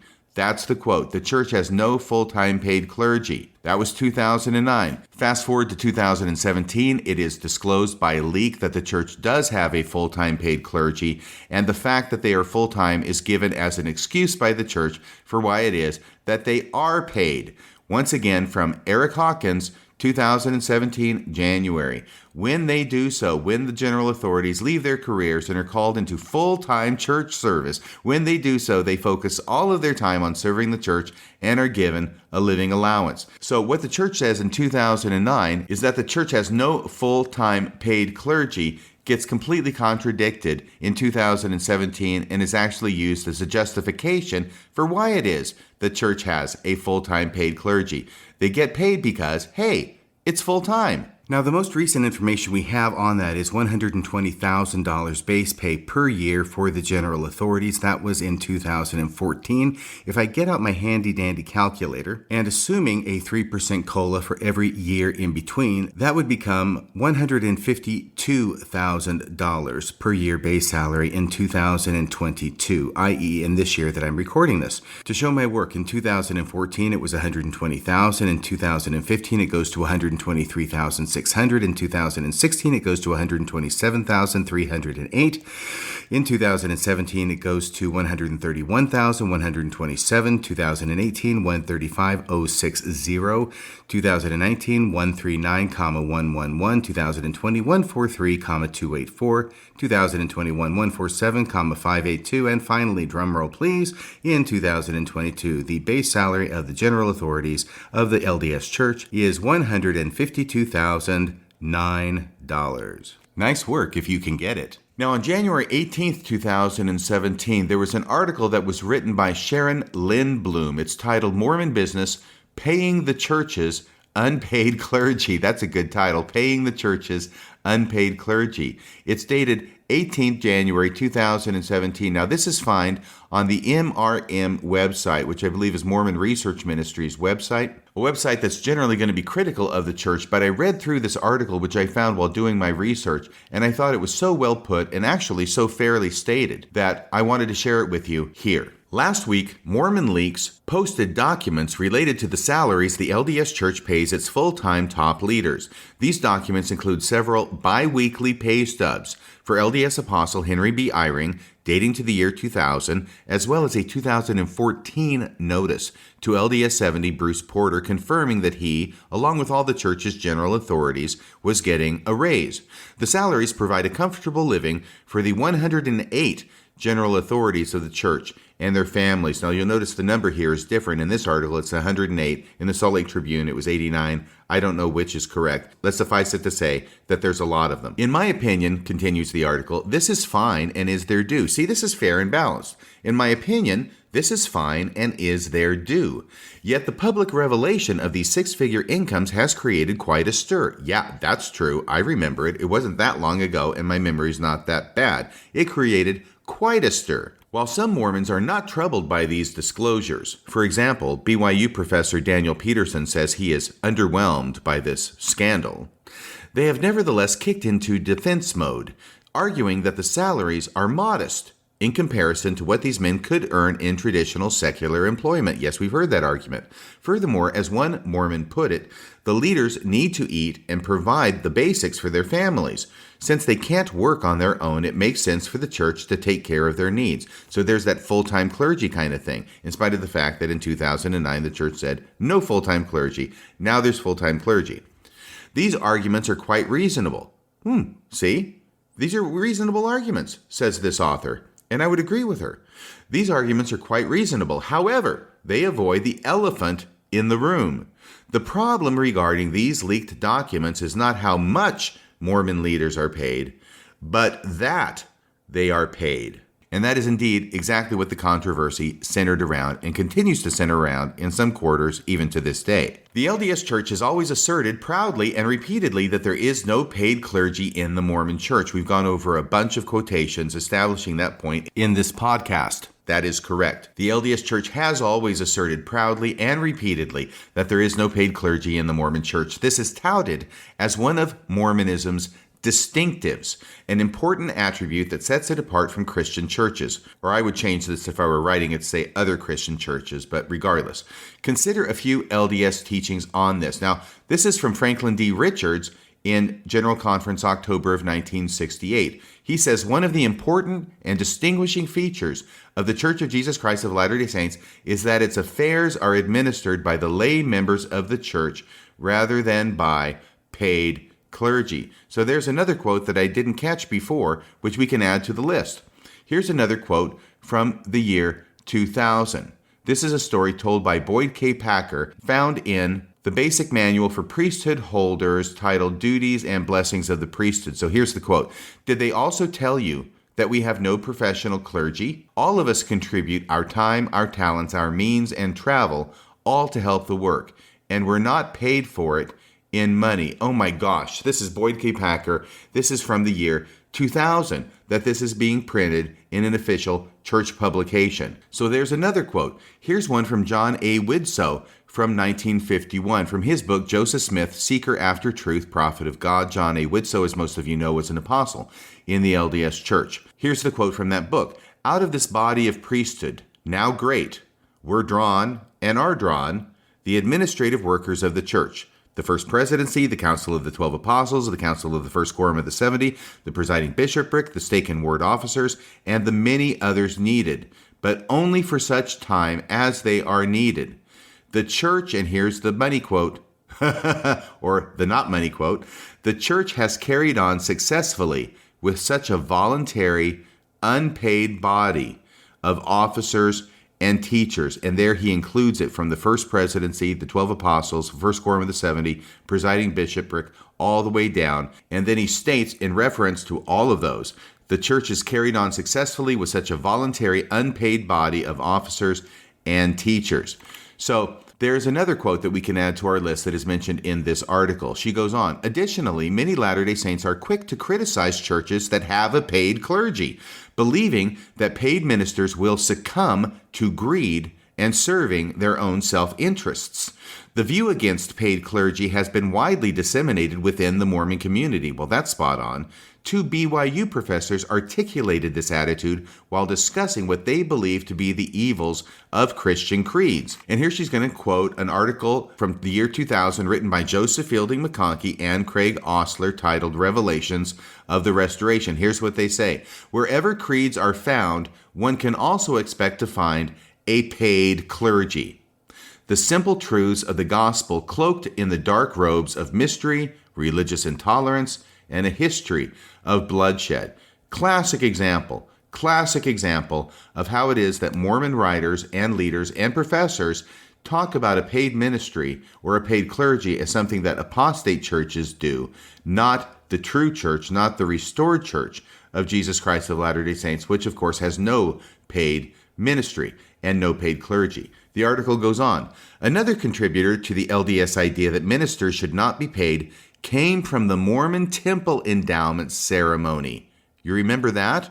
Do you remember it before 1990? When there was actually an entire character in the endowment that was cut from the presentation. It was a Protestant minister who was a lackey of Lucifer, and who Lucifer talked to and paid in order to get him to preach the gospel to Adam and Eve. So this article continues. Another contributor to the LDS idea that ministers should not be paid came from the Mormon Temple Endowment ceremony that, up until 1990, included the representation of a sectarian minister who was paid by Lucifer to preach the Orthodox religion.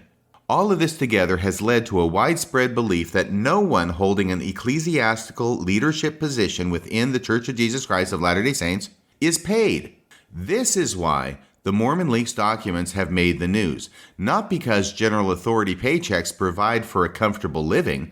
LDS defenders will argue that the church has only said local clergy are unpaid, which excludes overseers of the entire church, or that the church says there is no professional clergy, meaning no leaders are theologically trained, or that the money these leaders receive is only a living allowance, not a salary, or that these men are not actual employees because they were called into these positions. So though they receive money from the church, they are not paid specifically for their service, or because the money they receive does not come from tithing funds, but rather from the church's business ventures, this somehow cancels out the fact that they are paid. And I think this article does a very good job of setting forth all the different apologetic responses to the revelation in 2017 that leaders do get paid, in spite of all the statements made to the contrary by church leaders in the past. The article goes on. The Salt Lake Tribune reported that LDS Church spokesman Eric Hawkins explained, "General authorities leave their careers when they are called into full-time church service," Hawkins said in a statement. "When they do so, they focus all of their time on serving the Lord and are given a living allowance. The living allowance is uniform for all general authorities, including First Presidency, Quorum of the 12 Apostles, First and Second Quorums of the 70, and presiding bishopric. So maybe it is the First and the Second Quorums of the 70 that get this allowance as well. I'm not positive about that, but that's what it says here in the article." It goes on with the quote from Eric Hawkins. "No funds for this living allowance," the spokesman said, "come from the tithing of church members, but instead from proceeds of the church's financial investments." It goes on. "Whatever the LDS Church has intended to communicate regarding its unpaid clergy, the message that has been understood by many Latter-day Saints and repeated time and again to this non-member, i.e. the person who's writing the article, and by the way, I will say parenthetically, and repeated again and again to this member, but the thing that's been repeated over and over is that the Mormon Church has no paid ecclesiastical leaders. And this, Mormons believe, is as it must be in the one true church." So this article is doing a great job of showing why it is that this was so controversial when it was leaked that leaders of the church got paid. Because as Mormons believe, this is as it must be in the one true church. When commenting on the Salt Lake Tribune article regarding the leaked pay stubs, an LDS woman named Cindy challenged the validity of the leaked documents, rather than believe that church leaders are paid. Here's what she wrote. Now, this is fascinating because members of the church are so indoctrinated into the idea that the top leaders do not get paid. When it was revealed, the pay stubs, that they did get paid, it was common among members of the church, and this particular member named Cindy specifically, to believe this is all a lie. These are fake documents. These are frauds. We know church leaders don't get paid, therefore any documents saying that they do get paid must be a fraud. So here's what Cindy writes. "And how reputable are the sources? As a long member of the Church of Jesus Christ of Latter-day Saints for 55 years with family in leadership positions, no one gets paid." That's what Cindy writes. No one gets paid. Stop believing non-members who are hateful and neglect the truth of the church. Get your facts straight. And if you only think you know, get your facts right before you start talking and demeaning a church. So that's how much Cindy, a member of the church for 55 years and with family members in leadership positions, felt about this. These are false facts. Nobody gets paid in the LDS Church. But in fact, Cindy was wrong. But Cindy wasn't wrong because she wasn't paying attention. Cindy was wrong because she was paying attention and listened to the leaders of the church tell Cindy that the leaders did not get paid. That's why she believed it. That's why she responded in this way. The article continues. In Mormons Under the Microscope, published in 2010, a book I've never heard of. LDS author Ed D. Lauritsen answers the question, how much does the Mormon Church pay its bishops? Going beyond just the question of bishops, though, Dr. Lauritsen responds, quote, in the Church of Jesus Christ of Latter-day Saints, neither bishops nor any other ecclesiastical leaders nor missionaries are paid for their service. Paid ministry is merely one of many unauthorized changes that took place in Jesus' ancient church as a result of the falling away that was prophesied. That's on page 181 of this book, Mormons Under the Microscope. So once again, as recently as 2010, this type of misinformation is being peddled to members of the church. And it's being peddled once again as a sign that the LDS Church is true and it's in harmony with the same practices as in Jesus' ancient church in New Testament times. And it is very clear it's not just talking about bishops. It says neither bishops nor any other ecclesiastical leaders are paid for their service. The article continues, Mormonism has a history of criticism toward Christianity's paid clergy. This is especially egregious in light of the fact that the LDS Church pays its own full-time leaders. Can you say hypocrisy? I knew you could. Whether called a living allowance or a salary, that is a distinction without a difference. Mormon defenders may continue to argue to the effect that what the church said about paid clergy is not what it meant. But the fact remains that this Mormon Leaks disclosure would not be news if so many people hadn't been led to believe by the LDS Church that paid clergy equals corruption, and therefore LDS leaders are not paid. Once again, the Mormon Church's lack of transparency and its lack of clarity has brought upon itself justifiable reproach.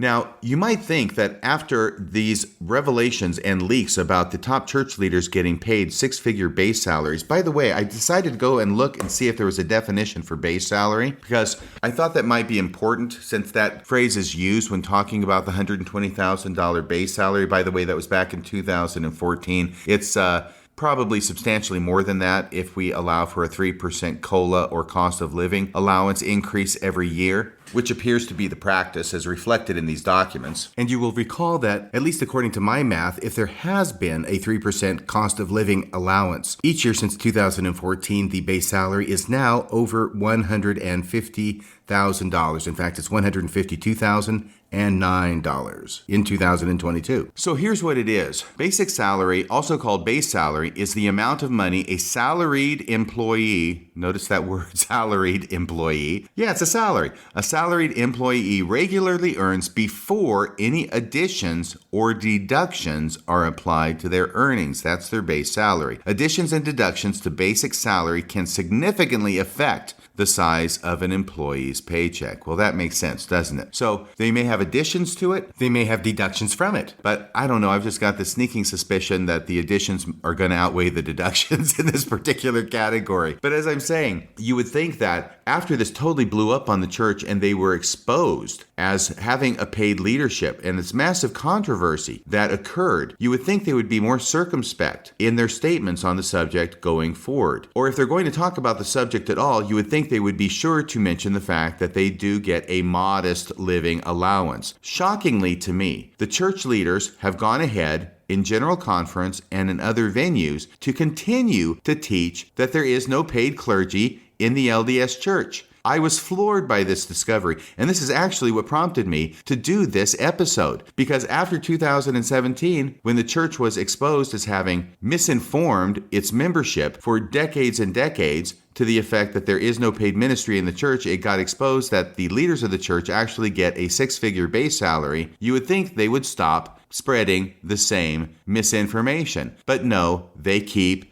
doing it. That's why I wanted to do this show. There are 3 examples I have of leaders of the church continuing to spout the same claim that there is no paid ministry in the church. The first of these 3 comes from 2019. It's General Conference. It's April. It's the Saturday morning session. It's Elder Matthias Held. He's talking about how it was that he, and I believe his wife, but at least he ended up becoming converted to the church, and what it was that he found so appealing about the church when he was investigating it. And you may be surprised to find that in April 2019, more than 2 years after the leak of the fact that leaders of the church get a 6-figure base salary, Elder Matthias is still preaching to the church that there is no paid clergy in the church. And that is one of the things that appeals to him so much. Here it is, play the tape. Being baptized again would also mean becoming members of this new church.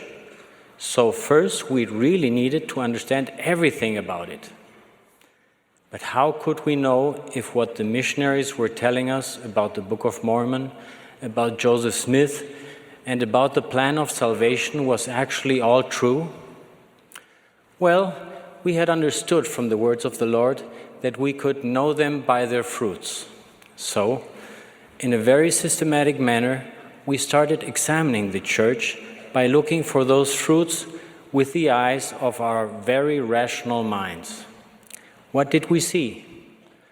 Well, we saw friendly and happy people and wonderful families who understood that we are meant to feel joy in this life and not just suffering and misery. A church that does not have a paid clergy. A church that does not have a paid clergy. A church that does not have a paid clergy, but one in which members themselves accept assignments and responsibilities. A church where Jesus Christ and families are at the center of everything, where members fast once a month and donate to help the poor and needy, where healthy habits are promoted, teaching us to abstain from harmful substances. Stop the tape. A church that does not have a paid clergy is what he just said in April of 2019. I remember listening to this conference session and thinking, what the what? Did you really just say that? Did you really just repeat this old line of argumentation that there's no paid clergy in the church, even after the fact that they are paid at the top levels was exposed 2 years before? This is why I call this episode The Mormon Myth That Would Not Die, Unpaid Ministry, because it does not seem that there's anything that's going to kill this myth. Leaders of the church are going to continue to spout it even after it's been proven in front of all the world that it's not true. And here's something that happened again as recently as last December. I am recording this in March of 2022. In December of 2021, President Dallin H. Oaks was giving an address at a law school. Now, this wasn't the University of Virginia Law School where he got into trouble with claiming that electroshock conversion therapy had ended before he became president of BYU. No, that's not this address. This address was given in December of 2021, and it was given at a law school in Rome. And I believe the name of the university is the Sapienza University in Rome. You have got to hear this audio clip because President Dallin H. Oaks is going to once again say the same canard to this group as was said in the 2019 General Conference by Elder Matthias held. Dallin Oaks cannot resist going through his curriculum vitae of accomplishments as a lawyer and as a leader in the LDS Church, and then he's going to say that there is no paid ministry in the LDS Church. Don't believe it? Play the tape.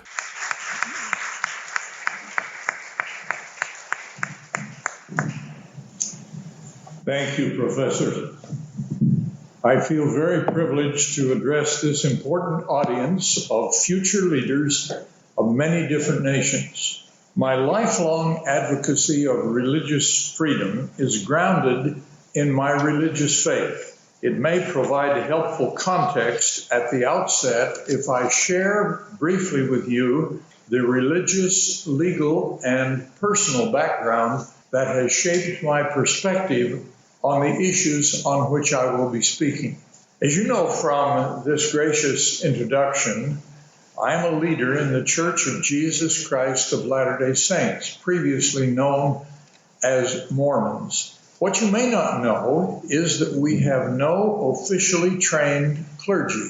Similarly, our church has no paid clergy. Similarly, our church has no paid clergy. Our church has no paid clergy. We have lay leadership in over 30,000 congregations in about 150 nations throughout the world. Our leaders are called from various occupations to serve as ministers, just as Jesus called fishermen and a publican to the earliest Christian worship. Consequently, it is not unusual that I, a lawyer and former law professor and judge, am a world leader in my church.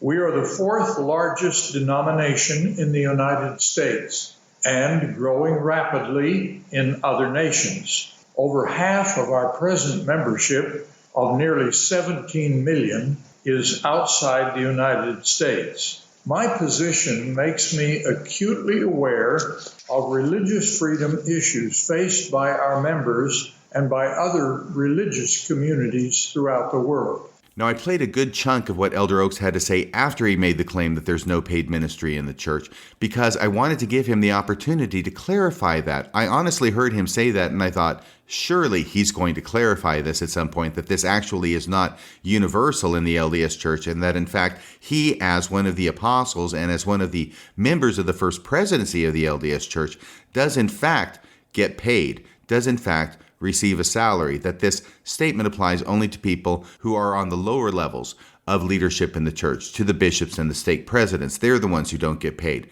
But he doesn't do it. You can go back, you can listen to the entire thing yourself. He never clarifies that. He leaves his audience with the impression that he designs to leave them with. He is an expert with words. He uses words for a living. And it is clear to me that he wants to leave them with the same impression that leaders of the church have wanted to leave members and non-members with for decades and decades, which is that there is no paid ministry in the church. He's a minister in the church. He's included in this. And even while he is receiving an annual 6-figure base salary from the church, he is trying to give the impression that there is no paid ministry in the church, that he does not get paid as a minister in the church, and that he does this knowing that he is being paid, even while he is talking to this law school and trying as best he can to get them to believe that he does not get paid. This is really problematic in my point of view. And it's almost pathological at this point. Not only is it disinformation that he knows is disinformation, it's disinformation after it's been exposed on the front page of newspapers throughout the world that he does get paid and that leaders of the church do receive a sizable salary. But that's why I say it's pathological. What kind of mind does it take to continue to spread this false statement when you know that it was already exposed as recently as 2017? And finally, the third example of the same idea still being taught today is not just one example, it's actually hundreds and thousands of examples because it comes from the Preach My Gospel manual. This was originally put together in 2005. It's from Lesson 5. These are the missionary discussions. Lesson 5, Laws and Ordinances. So this is something that, even though it was originally put together in 2005, continues to be preached today. I access this from the church website. This is the language in Preach My Gospel currently in use on the church website, which means this is what missionaries are teaching today to thousands and thousands of people, or at least as many as they can get to listen as far as Lesson 5 in the missionary discussions. But here it is, quote, "Soon after baptism, new members receive from priesthood leaders the blessing of a responsibility to help in the church. This is referred to as a calling. All of the work in the church is voluntary. No one is paid for such service, period." Let me repeat that. All of the work, this is a quote, all of the work in the church is voluntary. No one is paid for such service. Once again, you can go to Lesson 5, Laws and Ordinances, in the Preach My Gospel manual, currently available on the church website, at least until they scramble to change it. But that's what it states. And this is what missionaries are teaching investigators throughout the world, even today in March of 2022. So that's about all I have for tonight. That, once again, is why I call this show The Mormon Myth That Would Not Die. Unpaid ministry. This particular trope is going to be repeated forever and ever, it seems, in spite of the fact that it is public knowledge now that it is not true, that it is not correct, that the top leaders of the church do get paid, but it doesn't make any difference. They're still going to say that they don't get paid until the crack of doom. I want to thank everybody who has made a donation to Radio Free Mormon. It's your donations that keep me broadcasting behind enemy lines. If you have not done so, I encourage you to go to radiofreemormon.org today, make a contribution, hopefully a monthly continuing contribution, $5 a month, $10 a month, $20 a month, whatever you can afford. Your contributions will keep Radio Free Mormon broadcasting behind enemy lines. That's about all for tonight. Until next time, this is Radio Free Mormon, signing off the air.